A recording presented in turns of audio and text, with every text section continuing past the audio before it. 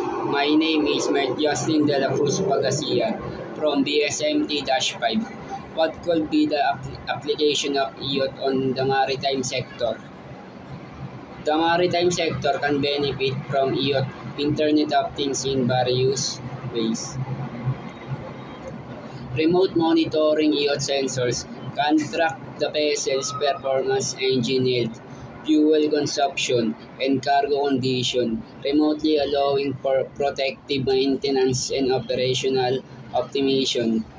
Safety and security. IoT device can enhance maritime safety by monitoring weather conditions, detecting potential hazards, and managing emergency response system. Additionally, they can improve security by tracking vessel location and detecting unauthorized access. Efficiency in operation. IoT enable better pit management by optimizing routes, reducing fuel consumption, and minimizing downtime through predictive maintenance. The maritime industry is under increasing pressure to reduce its environmental footprint and comply with stretch regulation aimed at curbing emissions and protecting maritime ecosystem. IoT technologies can aid in environmental monitoring and compliance by tracking emission, monitoring water quality, and assessing the impact of the shipping activities on marine life.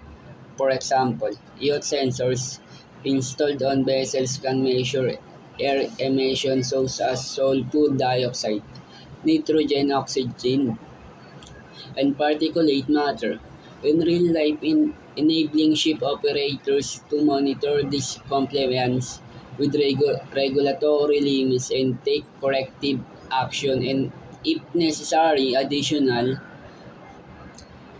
sensors deployed in coastal areas can monitor water quality parameters such as pH, dissolved oxygen, and nutrient levels, providing valuable data for environmental impact assessment and pollution control measures.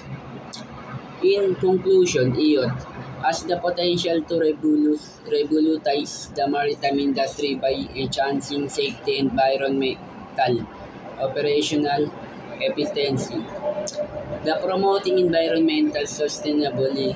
However, the widespread adoption of IoT technologies in the maritime sector face several challenges, including data privacy and security concerns.